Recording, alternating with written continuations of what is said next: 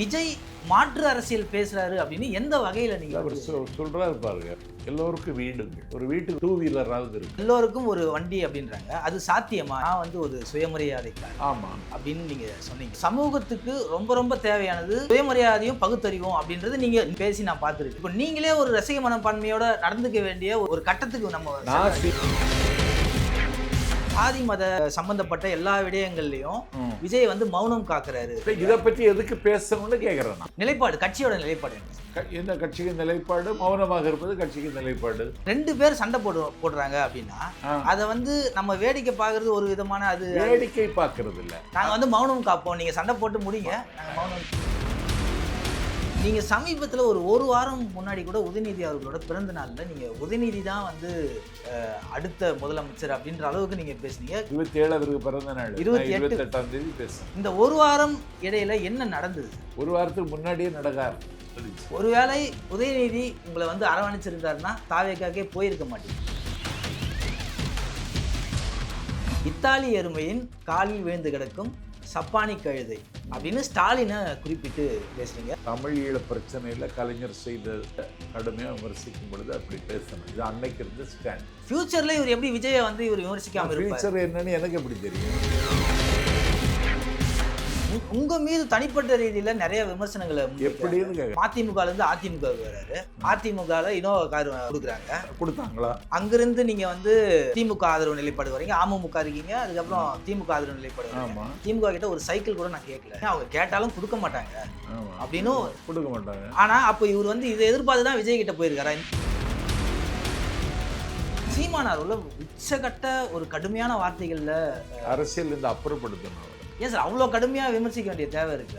ஆமாம், இது மாதிரி ஒரு ஃப்ராடை நீங்கள் கேள்விப்பட்டிருக்கீங்களா? ஏன்னா சீமானுக்கு அடையாளம் இருக்கு, நாஞ்சில் சம்பத்துக்கு என்ன அடையாளம் இருக்கு? ஒரு அங்கீகரிக்கப்பட்ட கட்சியா உருவாயிருக்கும், நாஞ்சில் சம்பத்துக்கு என்ன இருக்கு?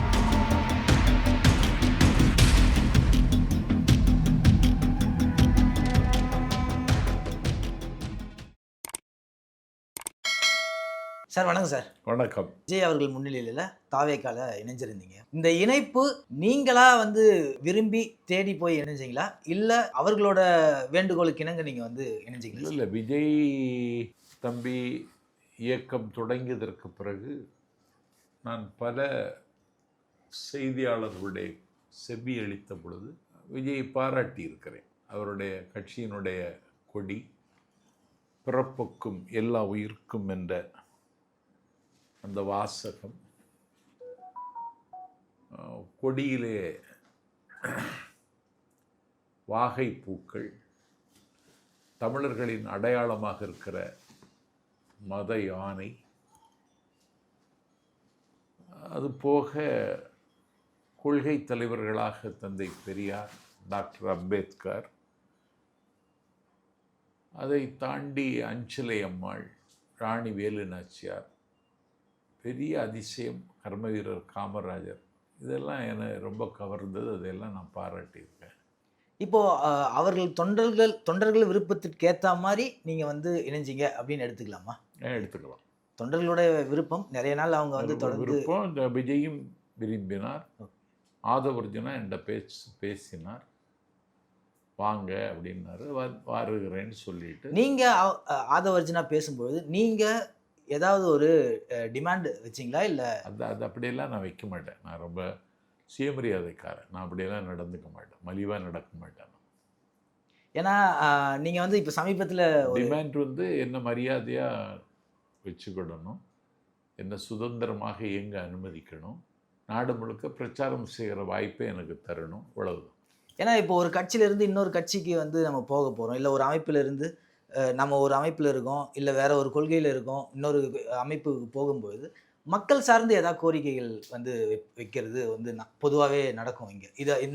இதை வந்து நீங்கள் இந்த விஷயங்களில் நீங்கள் வந்து பேசணும், இல்லை இந்த விஷயங்களில் நீங்கள் வந்து ஒரு நிலைப்பாடு எடுக்கணும் அப்படின்னு, அந்த மாதிரியான நீங்கள் அதுவும் நான் வைக்கலை. அதில் என் மைதானத்தில் அந்த பந்தே கிடையாது. மக்கள் சார்ந்து கோரிக்கைகள் எதுவும் வைக்கல. அது சார்ந்து ஏதாவது உங்களுக்கு நிலைப்பாடுகள் நீங்கள் வெளிப்படுத்த நிறைய இருக்குது. விஜய் கிட்ட வெளிப்படுத்தினீங்களா? நிறைய இருக்குது தம்பி.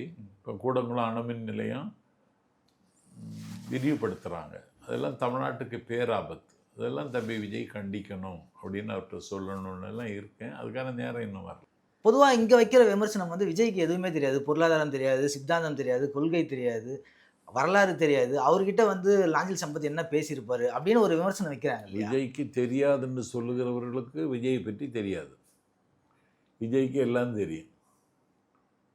இல்லைன்னா இந்த முடிவு எடுப்பாரா? கொள்கை எதிரி பிஜேபி, அரசியல் எதிரி திமுகன்னு சொல்ல முடியுமா? எல்லாம் தெரிந்தவன் விஜய். நீங்க சமீபத்துல ஒரு வாரம் முன்னாடி கூட உதயநிதி அவர்களோட பிறந்த நாள்ல நீங்க உதயநிதி தான் வந்து அடுத்த முதலமைச்சர் அப்படின்ற அளவுக்கு நீங்க பேசுனீங்க.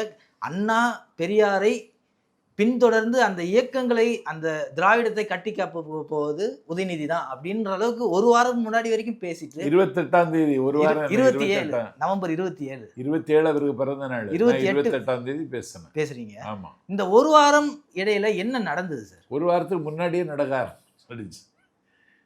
ஒரு வாரத்துக்கு முன்னாடியே நடக்க ஆரம்பிச்சிடுச்சு. அதாவது உச்ச நீதிமன்றம் கரூர் துயரத்திற்கு சிபிஐ என்கொயரி என்று உத்தரவிட்ட அன்றிலிருந்து இது தாவேகாவிற்கு கிடைத்த வெற்றி. கைவிடப்பட்ட மனநிலையில் கலங்கி நிற்கிற தாவேகா அடுத்த அடி எடுத்து வைப்பதற்கு உச்ச நீதிமன்றம் ஒரு வாசலை திறந்து வைத்திருக்கிறதுன்னு சொன்னதிலிருந்து ஆரம்பிச்சிடுச்சு. அப்போது நிராகரிக்க ஆரம்பித்தார்கள். நான் ஒப்புக்கொண்ட கூட்டங்கள் எல்லாம் ரத்து செய்தார்கள். வள்ளுவர் கோட்டத்தில் நடந்த அறிவு திருவிழாவில் என்னை அனுமதிக்கவில்லை. அதுக்கு பிறகு நான் போய் பேசுகிறேன். அவமதிக்கப்பட்ட பிறகும் அலட்சியப்படுத்தப்பட்ட பிறகும் நான் எந்த தவறும் செய்யலை, எனக்கு எந்த உள்நோக்கமும் இல்லைன்னு சொல்லிட்டு உதயநிதியின் பிறந்த நாளில் போய் அவரை வாழ்த்தி பேசுகிறேன். அதற்கு எந்த ரெஸ்பான்ஸும் அவங்க தரல. ஷேக்ஸ்பியர்கள் ட்ராமாவில் ஒரு வசனம், ஒரு இதயத்தை வாய் வழியாக பிளந்து காட்டினாலும் அவர்கள் என்னை நம்ப தயாரில்லை அப்படின்னு சொல்லுவோம் கிங் லியரில். அது மாதிரி அவங்க நடந்துக்கிட்டாங்க. நான் இப்படி நடந்து. ஆனால் ஒரு செய்தி வருது, திமுகவில் இருப்பவர்களை உள்ளுக்குள்ள இருந்தே நிறைய விமர்சனம் செய்தீர்கள். திமுகவில் யாரை விமர்சனம் பண்ண? திமுகவுக்கு ஆதரவாக பேசுபவர்களை. ஆமாம், அரண்மனை நாய்களை கேள்வி கேட்கத்தான் செய்யணும். நான் இன்னும் அது ஆரம்பிக்கலை, இனிமேல் தான் ஆரம்பிக்க போகிறேன். ஏன்னா அந்த நேரங்கள்லேயே வந்து நிறைய சர்ச்சையாச்சு. இவர் வந்து இந்த அமைப்புக்குள்ளே இருந்து நம்ம ஆதரவு சக்திகளை வந்து நிறைய விமர்சனம். இவெல்லாம் அண்டி பிழைக்க வந்த பயில்களெல்லாம் ஆதரவாளர்களா? அம்மா மக்கள் முன்னேற்ற கழகத்திலேருந்து நீங்கள் வந்து வெளியில் வரும்பொழுது நீங்கள் ஒரு வார்த்தை சொன்னீங்க. டிடிவி தினகரன் கட்சி பேரில் வந்து அம்மாவும் இல்லை, திராவிடமும் இல்லை, அதனால் நான் இங்கே இல்லை அப்படின்ற ஒரு வசனம் சொன்னீங்க.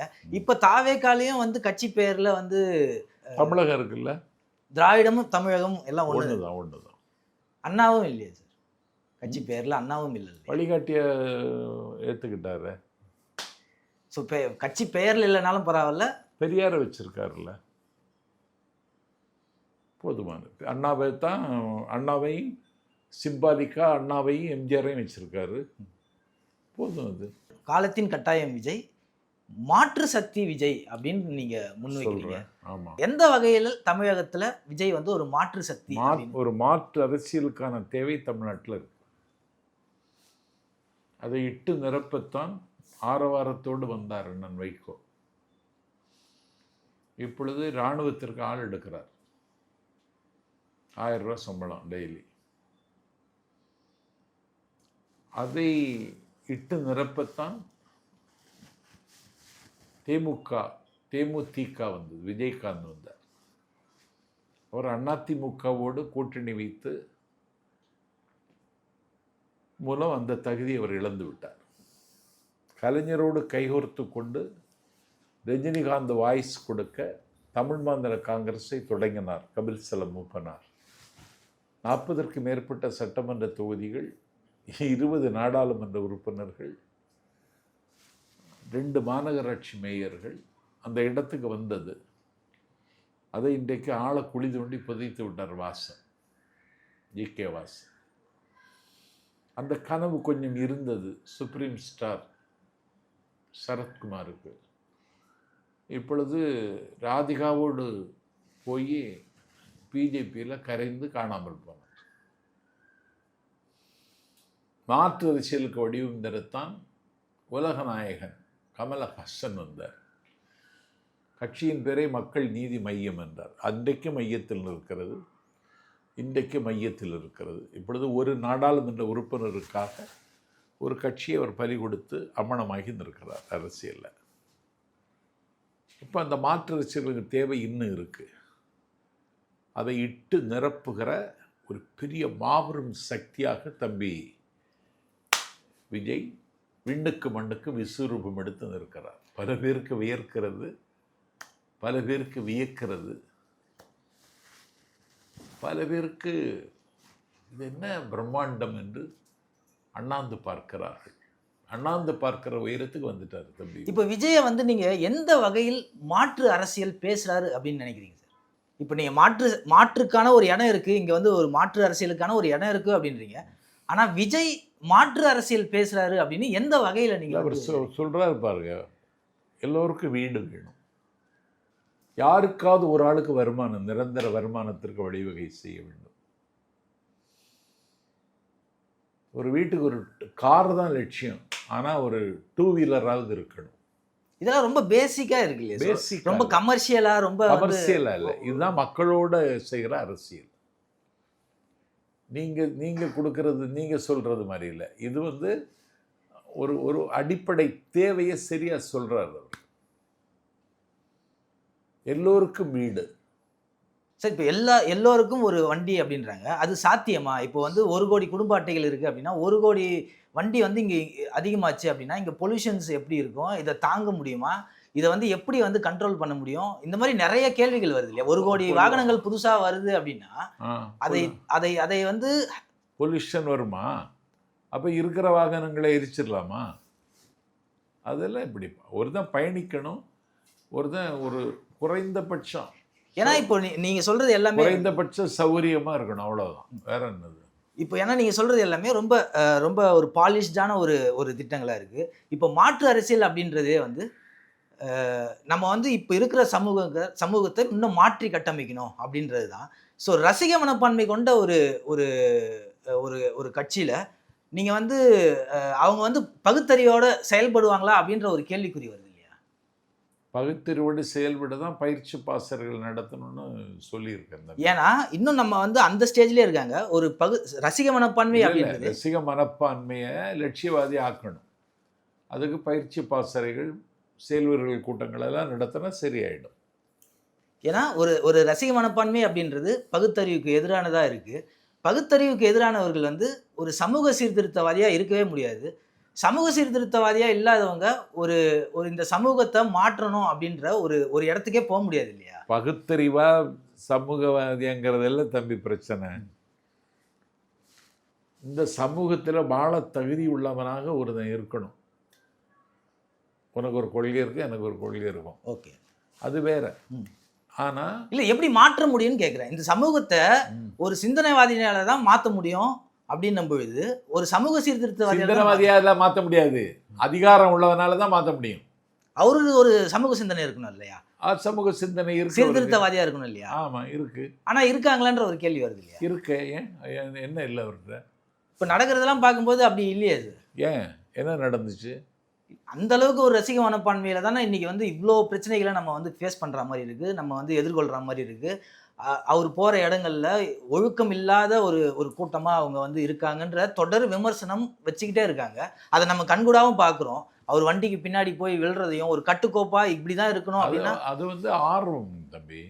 அதை நீங்க குறைத்து ஃபர்ஸ்ட் நம்ம இதெல்லாம் இப்போ சரி பண்ணணும். இந்த சமூகத்துல இப்போ களைய வேண்டியது அது வந்து ஆர்வம்.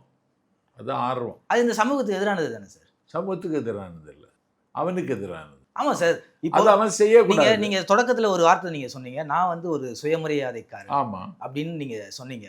அப்படின்னும் பொழுது இந்த சமூகத்துக்கு ரொம்ப ரொம்ப தேவையானது சுயமரியாதையும் பகுத்தறிவும் அப்படின்றது நீங்க தான் வந்து நான் சின்ன வயசுல இருந்து நீங்க பேசி நான் பார்த்துருக்கேன். இப்போ நீங்களே ஒரு ரசிக மனப்பான்மையோட நடந்துக்க வேண்டிய ஒரு ஒரு ஒரு ஒரு கட்டத்துக்கு நான் சுயமரியாதைக்காரனா இருக்கேன்னா எல்லாரும் சுயமரியாதைக்காரனா இருக்க முடியாது. வாழ்க்கைக்கான போராட்டத்தில் வெற்றி பெறுவது தான் ஒரு வாழ்க்கையில் ரொம்ப முக்கியம். புரியுதா? ஒரு ஒரு அரை டவுசர் போட்டால் தான் அரசாங்க ஊழியர் ஆகணும்னு சொல்கிறாங்கல்ல, ஒரு 5600 பேரை எடுக்கிறாங்க. டிஎன்பிஎஸ்சி 4th குரூப்ல 13 லட்சம் பேர் எழுதுறாங்க. ஏன்? உத்தியோகம் வேணும்.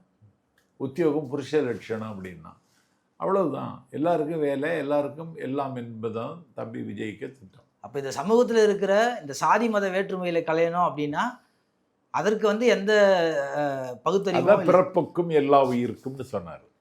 ஆனால் கட்சி அப்படி நடக்கலையே சார். இப்போ திருப்பரங்குன்றம் விஷயத்தில் எந்த அறிக்கையும் எந்த அறிக்கை விட வேண்டிய அவசியம் இல்லையே. கோர்ட்டில் இருக்கும் பொழுது எதுக்கு அறிக்கை விடுறீங்க நீங்கள்? எது அநீதின்னு தெரியணும் இல்லை சார், தெரியப்பட்டு சார் கோர்ட்டில் தானே இருக்குது. இது அரசாங்கத்துக்கு வேலை. இது நிலைப்பாடு, கட்சியோட நிலைப்பாடு என்ன சார்? எந்த கட்சிக்கு நிலைப்பாடு? மௌனமாக இருப்பது கட்சிக்கு நிலைப்பாடு. அது எப்படி சார் ஒரு கட்சி மௌனமா எப்படி சார் இருக்க முடியும்? ஏன் இருக்க முடியும்? மக்களுக்காக தொடர்ந்து போராடணும்ல. அங்க ஏதோ ஒரு மக்களுக்கு அநீதி ஏந்திருக்கும் இல்லையா? கட்சி வந்து மௌனம் கடைபிடிக்கிறது வந்து அவருக்கு அணுகுமுறை. இதுல ஏன் கருத்து சொல்லணும்? யாரையும் காயப்படுத்தவும் வேண்டாம். அநீதிக்கு எதிராக கேளுங்க, யாரையும் காயப்படுத்தவும் வேண்டாம், யாரையும் நியாயப்படுத்தவும் வேண்டாம் அப்படின்னு. அப்ப அங்க இருக்கிற ஏதோ ஒரு மக்கள் அங்க பாதிக்கப்படுறாங்க அப்படின்னா அது குறித்து நம்ம பேசணும்னு தேவை இல்லையா? பாதிக்கப்பட்டா பேசணும். பாதிக்கப்படலன்னு நினைக்கிறீங்களா? பாதிக்கப்படலை இதுவரைக்கும். அங்க வந்து 144 போட்டிருக்காங்க. அங்க அவ்வளவு தூரம் பிரச்சனைகள். அதெல்லாம் அரசாங்கத்துக்கு தோல்வி தம்பி. அரசாங்கத்தோட தோல்வியா அதை பார்க்கலாம். அரசாங்கத்தினுடைய தோல்வி, மக்களுக்கான அந்த ஒருபட்சமான தீர்ப்பு. ஏன்னா தொடர்ந்து பாத்தீங்கன்னா இந்த மாதிரியான சாதி மத சம்பந்தப்பட்ட எல்லா விடயங்கள்லயும் விஜய் வந்து மௌனம் காக்குறாரு. குறிப்பா வந்து கவின் படுகொலை அப்போயும் அவர் வந்து எந்த அறிக்கையும் கொடுக்கல, அது சம்பந்தமா எதுவுமே பேசல. இப்போ மத சம்பந்தமான ஒரு பிரச்சனை வரும்பொழுதும் ஒரு அநீதிக்கு ஏதோ அவர் நினைக்கிறது ஏதோ ஒரு பக்கம் இருக்கும். இவங்களுக்கு அநீதி நடக்குது, இல்ல இந்த மக்களுக்கு அநீதி நடக்குது. ஒரு சார்பா காட்டிக் கொள்ளக்கூடாது ஒரு தலைவர். எது சார் சார்பு? ஒரு சார்பா காட்டிக்கிடக்கூடாது. ஏன்னா அங்கே இருக்கிற பிரச்சனை அப்படி ஒரு பிரச்சனை. இது அரசனுடைய தோல்வி. ஏன்னா சிக்கந்தர் மலையில் ஆண்டாண்டு காலமாக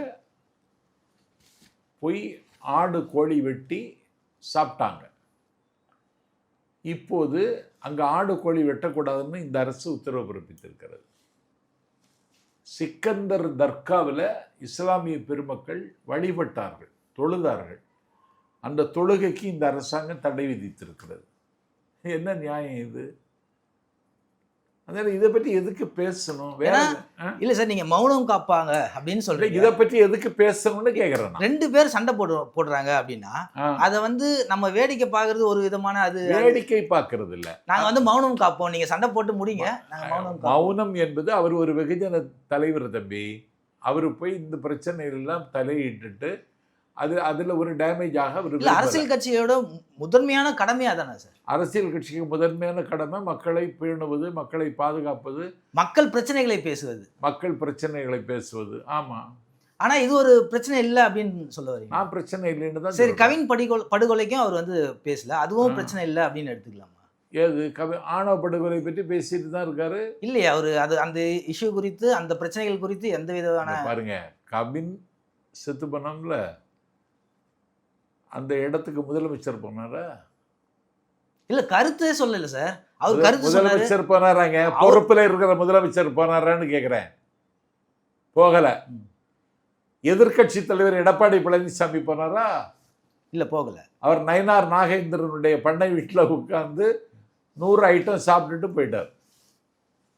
ஆனா நிலைப்பாடு சொன்னாங்க, அவங்களோட நிலைப்பாடு எல்லாருமே சொன்னாங்க. அந்த நிலைப்பாடை சொன்னா விஜய் ஆனா தன்னோட நிலைப்பாடை சொன்னா நிவாரணம் கிடைக்குமா? அதல்ல. இது வந்து சமூகத்தில் புரையோடி போயிருக்கிற வேர். இந்த வேரை அப்புறப்படுத்துவதற்கு என்ன செய்ய வேண்டும்? ஏன்னா நீங்க இணைஞ்சிட்டு வெளியில வந்து சொன்ன பேட்டியில சொன்ன முதல் இது வந்து என்ன அப்படின்னா, முதல் நேர்காணல்ல நீங்க கொடுத்தது, அவர் வந்து சாதி மத அடையாளங்களற்ற ஒரு தலைவர் அப்படின்றீங்க. ஆனா சாதிய படுகொலை நடக்குது, அதை பத்தி எதுவுமே பேசல. இந்த மாதிரி திருப்பரங்குன்றம்ல இவ்வளோ பெரிய ஒரு பிரச்சனை போயிட்டு இருக்கு, அது குறித்து எதுவுமே பேசல அப்படின்னும் பொழுது அநீதிகள் நடந்தாலும் அதை நம்ம வந்து அமைதியாக கடந்து போகணும் அப்படின்ற ஒரு மனநிலை வந்து அது அரசியல்ல அது சரி. அமைதியாக கடந்து போகணும்னு இல்லை தம்பி. அதில் கருத்து சொல்லும் பொழுது ஏற்படக்கூடிய பின் விளைவுகளை பற்றியெல்லாம் அவர் கவலைப்படுறாரு. அதனால இதில் மௌனமாக இருப்போம். நம்ம ஒரு பக்கம் சார்பாக இருக்கிற நிலைப்பாட வேண்டாம்னு முடிவெடுத்திருக்காங்க. ஏன்னா நீங்க மாற்று அரசியல்னு சொல்லும்போது அப்போ இதையும் வந்து மாற்று அரசியலுங்கிறது வேற. மாற்று அரசியலுக்கு தமிழ்நாட்டுக்கு பெரிய திட்டங்கள் வேணும், தமிழ்நாட்டினுடைய தேவைகள் பூர்த்தி செய்யப்பட வேண்டும். இந்த நாட்டில் சிகரெட்டு புகைந்தெறிய, கீழ்வானம் சிவந்தெறிய, பொழுது விடியுமா என்று சிவப்பாக சிந்திக்கிற இளைஞர்களுக்கு வேலை வாய்ப்பு வேணும். இந்த நாட்டில் தமிழ்நாட்டினுடைய உரிமைகள் மீட்கப்பட வேண்டும். தொடர்ந்து திட்டமிட்டு வஞ்சிக்கப்படுகிற தமிழ்நாட்டுக்கு இந்த நாட்டில் உரிய அங்கீகாரத்தை ஒன்றியத்திலிருந்து பெற வேண்டும். இதெல்லாம் நிறைய இருக்குது. அவர் தேர்தல் அறிக்கையில் அதெல்லாம் சொல்லுவார். இப்போ உங்க மீது வந்து கடுமையான விமர்சனங்களை யார் வைக்கிறா? முன்வைக்கிறாங்க. எப்படி? கற்பழிச்சேன்னா, களவ திருடுன்னா, உங்க மீது தனிப்பட்ட ரீதியில நிறைய விமர்சனங்களை எப்படின்னு கேக்குறேன். குறிப்பா வந்து சொல்ல போனா இவர் வந்து மதிமுகல இருந்து அதிமுகவுக்கு வர்றாரு. அதிமுகல இனோவா கார் வந்து கொடுக்குறாங்க. கொடுத்தாங்களா? உங்களுக்கு வந்து ஜெயலலிதா கொடுத்தாங்களான்னு கேட்டேன். இல்ல, உங்களோட கட்சி செயல்பாடுகளுக்காக கொடுத்தாங்களா? கார் எனக்கு கொடுத்தாங்களா? உங்களுக்கு கொடுக்கல, உங்களோட பதவிக்கு, உங்களோட பதவிக்கு அவங்க கொடுக்குறாங்க. அங்கிருந்து நீங்க வந்து திரும்பவும் வந்து திமுக ஆதரவு நிலைப்பாடு வரீங்க, அமமுக இருக்கீங்க, அதுக்கப்புறம் திமுக ஆதரவு நிலைப்பாடு வரீங்க. இப்போ ஒரு நீங்க பேட்டியில வந்து நீங்க சொல்லும்போது திமுக நாங்க திமுக கிட்ட ஒரு சைக்கிள் கூட நான் கேட்கல அப்படின்னு ஒரு இது சொல்றீங்க. அவங்க கேட்டாலும் கொடுக்க மாட்டாங்க அப்படின்னு கொடுக்க மாட்டாங்க. ஆனா அப்ப இவர் வந்து இதை எதிர்பார்த்து தான் விஜய் கிட்ட போயிருக்காரா? இந்த மாதிரியான ஒரு சைக்கிளை எதிர்பார்த்தா, இந்த மாதிரியான அனுகூலங்களை எதிர்பார்த்து தான் இவர் வந்து விஜய்கிட்ட சைக்கிள் இருக்கா? எனக்கு தெரியாது அவர்கிட்ட சைக்கிள் இருக்குன்னு. இந்த மாதிரி வந்து இவர் எதிர்பார்த்து தான் ஒவ்வொரு சில்லற பையில் எடுக்க இதெல்லாம் நான் இக்னோர் பண்றேன். ஏன் உயரம் வேற, இந்த குறைக்கிற நாய்களுக்கெல்லாம் நான் பதில் சொல்ல வேண்டிய அவசியம் இல்லை. அதே மாதிரி வந்து நீங்க வந்து நான் சின்ன வயசுல இருந்து நான் உங்களை பார்க்குறேன். நீங்க வந்து 2013 ஒரு மேடையில நீங்க பேசுறீங்க. இத்தாலி எருமையின் காலில் விழுந்து கிடக்கும் சப்பானி கழுதை அப்படின்னு ஸ்டாலினை குறிப்பிட்டு பேசுறீங்க. இந்த பேச்சு வந்து அந்த நேரங்களில் ரொம்ப ஒரு பரபரப்பா பேசப்பட்டது. இந்த மாதிரி ஒரு கடுமையான விமர்சனம் முன் வச்சுட்டு ஆமா கடுமையா பேசுவீங்க. இந்த மாதிரியான விமர்சனங்களை முன் வச்சு 2013 இந்த பேச்சுன்னு நினைக்கிறேன், வாணியம்பாடியில பேசினது. இதற்கு பிறகு நீங்க திரும்பவும் திமுக மேடைக்கு போகும்போது அது வந்து உங்களுக்கு வந்து அது ஏதாவது ஞாபகம் வருமா? இவ்வளோ கடுமையா விமர்சித்தோம், இருந்தாலும் அவங்க மன்னிச்சு இல்லை பெருந்தன்மையாக நம்மளை வந்து அவங்களோட மேடையில் ஏற்றுறாங்க அப்படின்னும்போது அது உங்களுக்குள்ளே ஏதாவது ஒரு ஒரு ஒரு எனக்கு ஒன்றும் குழப்பம் ஒன்றும் இல்லையே, எந்த குழப்பமும் எனக்கு இல்லை. ஏன்னா வந்து இப்போ நாளைக்கு விஜயை வந்து இவர் எப்படி வந்து விமர்சிக்காமல் இருப்பார்? ஏன்னா இவரோட ட்ராக் ரெக்கார்டு எல்லாமே பாருங்க. தமிழ் ஈழ பிரச்சனையில் கலைஞர் செய்ததை கடுமையாக விமர்சிக்கும் பொழுது அப்படி பேசினேன். இது அன்னைக்கு இருந்த ஸ்டாண்ட், புரியுதா? அந்த காலம் கடந்து விட்டது. 4வது தமிழீழ போர் முடிந்து விட்டது. இனிமேல் ஆயுத போர் தம்பி கொல்லப்பட்டு விட்டார். 1.25 லட்சம் மக்கள் படுகொலை செய்யப்பட்டார்கள். இனிமேல் ஆயுதத்திற்கு வேலை இல்லை. இனிமேல் அடுத்த கட்ட நகர்வு சர்வதேச அரசியல் அழுத்தங்களை கொடுக்கணும். இதெல்லாம் நிலைப்பாடு. இது அன்னைக்கு பேச 2013 பேச எடுத்து வச்சுட்டு இல்லை சார், எடுத்து வச்சுட்டு கேட்கல.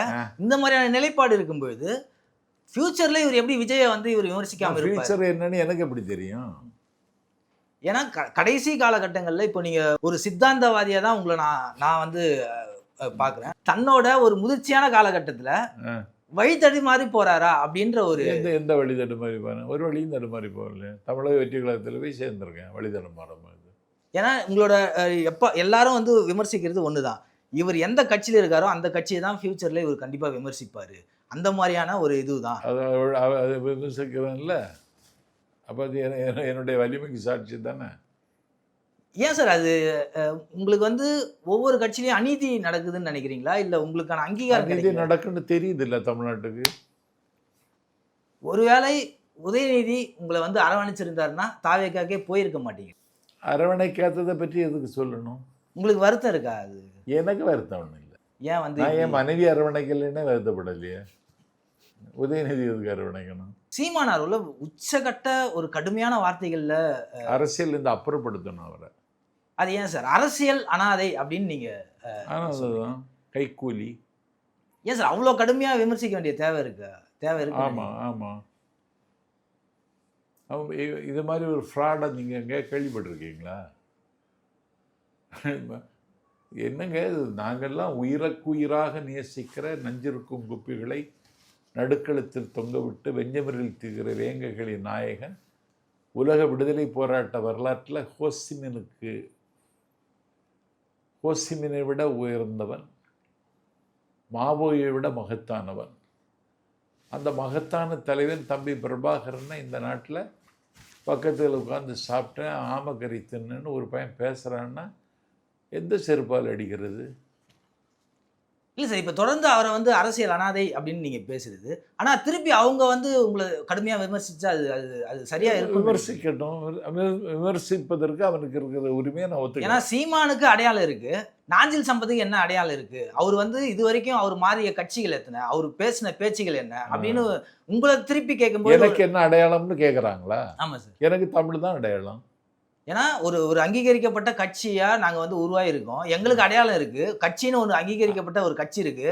நாஞ்சில் சம்பத்துக்கு என்ன இருக்கு? அங்கீகரிக்கப்பட்ட கட்சி இப்போ அம்மனமாயிட்டு இருக்கிறது தெரியலையா யாருக்கும்?